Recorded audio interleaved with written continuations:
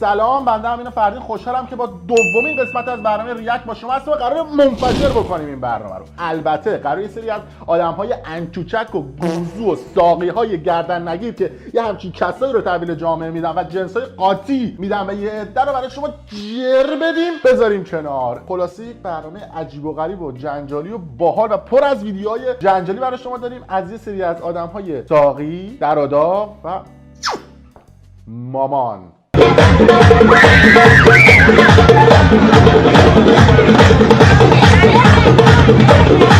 آماده باشو. یعنی تن زکریای رازی تو گور بندری زد. ولی چی مصرف میکنید این حرکات رو انجام میدید؟ ولی شیت گوی خالی ملی. امروز توی این ویدیو قراره به شما تیم ملی عرقخوری ایران رو هم نشون بدم. یه مشت جماعت ساقی، عرقخور و دیگه نگم براتون. این تصاویری که براتون پخش میکنم توی این ویدیو حتما دقت بکنید ببینید دزد گوشیتون، دزد کیفتون یا دزد منزلتون رو توی این تصاویر میبینید یا نمیبینید. اگر دیدید کامنت بذارید بریم خفتشون کنیم. ببینید تیم ملی عرقخوری ایران رو.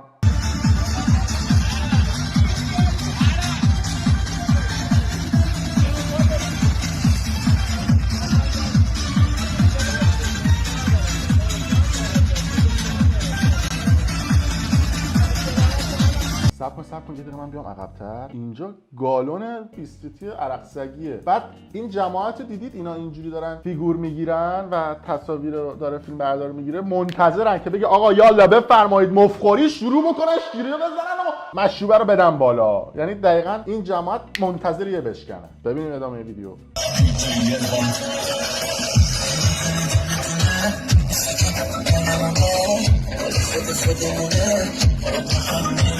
همچین هم تصویربردار این تصاویر میگه انگار مثلا 6 تا گوسفند بریانی و 200 تا کباب کوبیده و 4 تا عرق سگی و این حرفا رو نداره که. حالا این خوبه. جماعت عرقخور دیگه رو میخوام به شما نشون بدم که یه گوزو نشسته رو صندلی اونجا، باز نمیدونم فلان گنگستر رو گرفته، بعد با کفشش کرده تو سفره تو تربیتت. بعد یه سیس هم گرفته قشنگ، باز این که انگار سفره داره. سلطان همچین هزینه هم نکردی یا ببینید.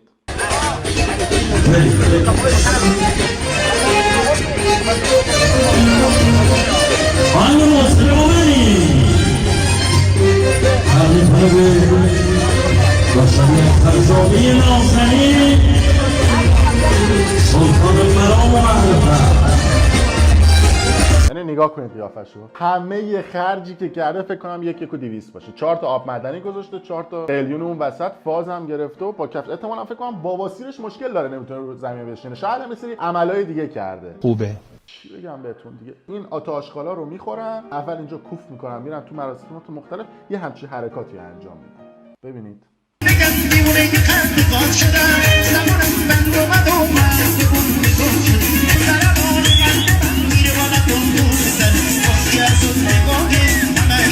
خیلی دوست دارم بدونم اینا ترکیبی چی و با چی میزنن، همچین حرکاتی رو میکنن. بعد ماشاءالله چه رقصی هم میکنه برای خودش. یعنی اسلام دست و پای اینا رو بسته، وگرنه چه جری بدن این مراسماتو. خواستم اینا رو گردن نگیرم ولی نمیشه. حقیقت ساقی هستم، اینم نمونه کارم. ببینید.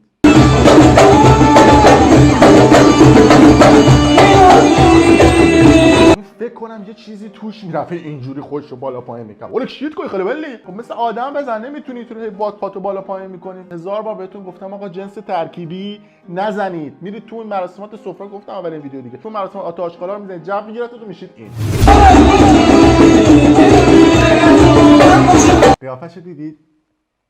حرکات چیه سلطان؟ سنی ازت گذشته. همسن و سالای تو حالا جلوتر به همسن و سالات هم میرسیم. همچین دست کمی حتی ندارم. ببینید.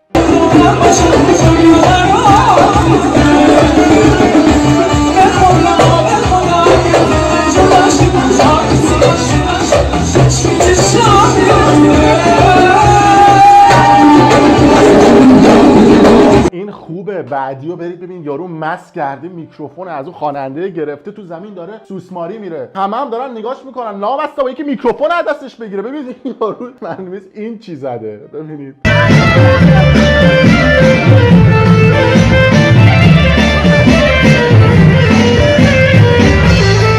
بعد من یه سوال دارم، پوست ننداخت. تو میری یه سری جات ممکنه پوست بندازه. حالا این خوبه آخر مراسم بهشون یکم کافه و چیزهای مختلف میدن بخورن. این مسیه که یک کوچولو میپره بهشون میگن که داداش ببریم خونه. میگه برای چی؟ میگه زیادی این مشروب گرفتتت. میگه نه منو نگرفته. میرن به زور میکننش تو ماشین. موقعی که میخوام برن خونه طرف دیگه وقتی نگرفتتش این حرکات انجام میده. ببینید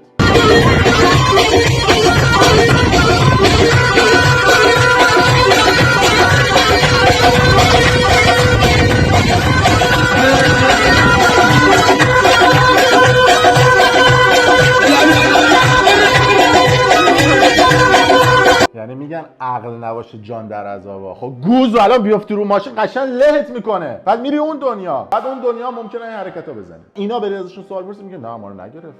اصلا نخور کجا چی. بعد راننده هم از اینا بدترن. راننده هم خوردن یه سری حرکت ها توی مسیر انجام میدن که توی قفله. ببینید این تصویر رو. سلام علیکم. علیکم سلام علیکم. علیکم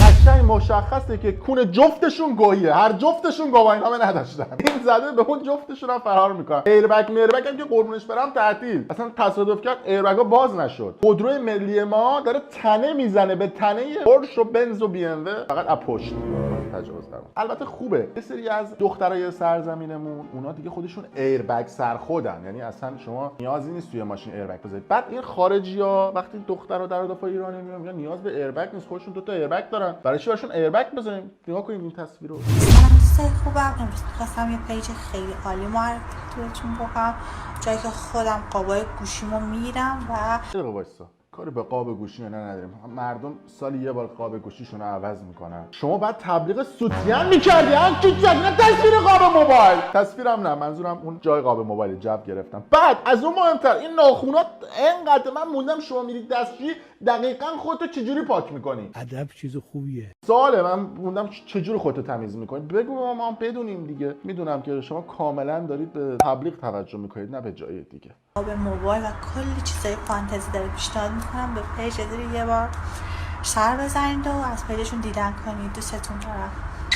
حالا این دخترها چجوری اینجوری میشن؟ دکترای خوب دارن. و من یه سوال دارم، شمایی که میرید همه جاتون عمل میکنید، دماغ، دونه، لب، همه جا مون همه جا رو عمل میکنید، چرا فیلتر میندازید رو تصویرتون؟ تبلیغو ببینید. این تبلیغ توی شبکه‌های فلان هم قفله. الان براتون پخش میکنم. تبلیغ گنده شدن باسن رو میکنه. ببینید. بله خودتون صحبت بفرمایید خواهش میکنم. من حدود دقیقاً 2 سال و نیمه که دنبال دکتر ریوماتیک خیلی خوب میگشتم. حالا به مناسبت شغلم خیلی دارم دیدم که انجام دادم یا برگشته. میگه من به مناسبت شغلم خیلی رو دیده بودم از این عمل انجام داده بودم. شما میتونید من بگید شغلتون چی بوده که جونمون اینا رو میدیدی؟ اگه بگی ممنون میشم. چیزی که من جذب کرد این بودش که خیلی خیلی صاف بود بدناش، یعنی چربی‌ها قلمبه نشده بود و بعد از حدود 1 سال و نیم مثلا برنگشته. یعنی اون فرچندیش اینا همه به قوت خودش باقی مونده بود. بعد من یه سوال دارم. سوالم دقیقاً تخصص دکتر چی بوده؟ من حقیقت میخوام برم ادامه تحصیل بدم این شغل دکتره رو انجام بدم. خیلی شغل خوبی داره. یا کلا با صندوق عقب و چیزهای مختلف افراد سر کار داره. بعد این تبلیغات داره به کجاها کشیده میشه لامصب. این خوبه یه تبلیغ دیگه براتون پخش میکنم. این طرف داره وسط خودش جر میده. میخواستم این کاغذ رو چه بودم توش مطلب نوشتم ولی اینجوری جر میده. امروز 24 بهمن ماه طوفانیه. یه جلسه لیدرشیپ فوق‌العاده داشتیم با الگوهای نتورک ایران، با افراد هدفمند، افرادی که قراره الگو بشن. آخه چرا داد میزنید؟ تو پفک فروختی دیگه. اینقدر داد زدن نداره که. عزیزم ارسنگی اینجوری با هیجان میاد صحبت میکنی. بعد از اون بدتر این کسیه که داره فیلم میگیره قشنگ چرا داد میزنی؟ تو پفک و چیپس و چیز فروختی دیگه. نتورک میکنید. چه خبرتونه؟ دیدید دیگه این سمیناراشونو با هیجان صحبت میکنن. ما میتوانیم. اونا چرا نمیخندن؟ خندهشون هم نمیگیره بقیه. با یک اعتماد به نفسی انگار چوگوارا اون داره سخنرانی میکنه. چوگوارا. بله ببینیم ادامه‌شو. کل نتورک مارکتینگ دنیا کنار هم دیگه جمع شدیم تا خفن بودنمون رو اول به خودمون و بعد به کل دنیا ثابت کنیم. شعار همیشگیمون یکی برای همه. شعارمون اینه یکی برای همه، همه برای یکی. خود کنم هم افتاد اون بر، یعنی همه برای یکی. حقیقت گروپ معنا میده. اصلا در جریان باشی سلطان. بله. شما اگه تو خونه با شوهرت یا دوست پسرت دعوات بشه کل ساختمون یه جا کنن. یکم آرامتر، یکم با طمأنینه‌تر. گلوم جر خود عداتو در آوردم. دو تا از این باباهاشون هم بهتون نشون بدم. میخوام براتون لابلاش رپ هم بخونم حال کنید. بیبی میخوام یه رازی رو در مورد خودم بهت بگم. من یه گونه خیلی نادر از پرنده ها هم. شاید بگی پس پرات کو؟ این گونه نادر از پرنده ها با دیدن خوشگلایی مثل تو پراش میریزه. نره خرید چه صدایی در میاری؟ امثاله تو با ریش و پش الان دارن توی جاهای مختلف میجنگن. تو 6 هفته‌شون هم شهید شدن. خیلی اوضاع خیته. چه صدایی در میاری؟ یا اون یکی الان براتون جلوتر پخش میکنم. قوره داره میخوره صدا فوک دریایی میده. ببینید.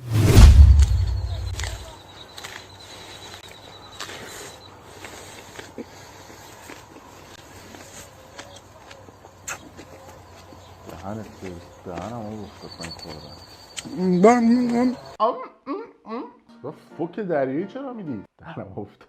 یکی دیگر رو ببینیم مثلا ایشون اوجوبه یا اینم برای خودش باباییه. خوش به حالش. دوستان عزیز اومدم برات یه رقص جدیدی رو ارائه کنم.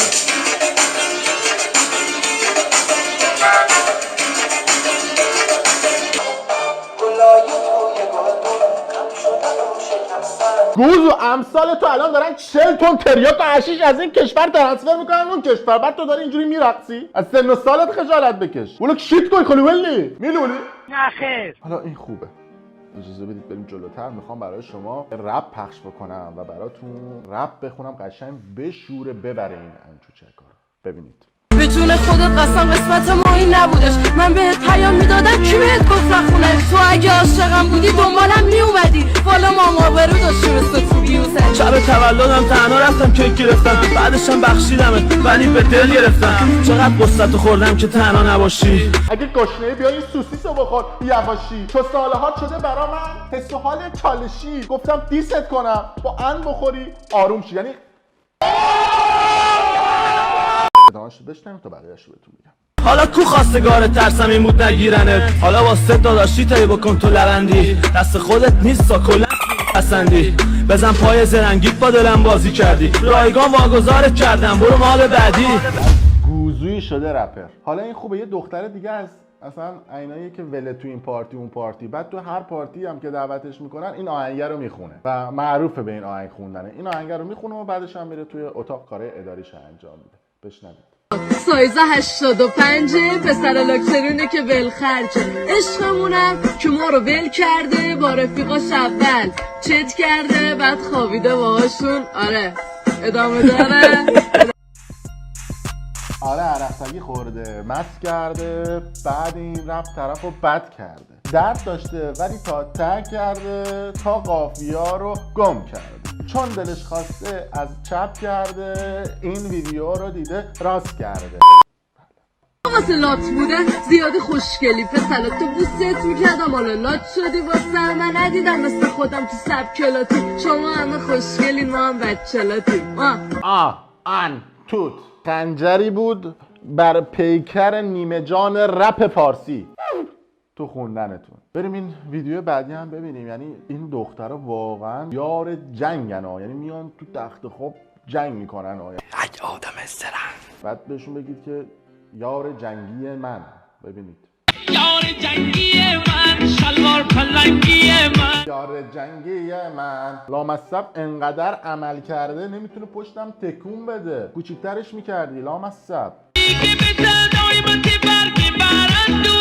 نکتهش اینه که تا خشتک طلا میندازن بعد یه جوری هم تصویر میگیرن که طلا بیفته. هدف از گرفتن این ویدیو هیچی دیگه نبود. بله این هم پایان قسمت دوم ریاکت بود. اگر دوست داشتید کانال ما رو سابسکرایب کنید، ویدیو رو لایک کنید، برای دوستان خودتون به اشتراک بذارید. مرسی که تا این لحظه با ما بودید.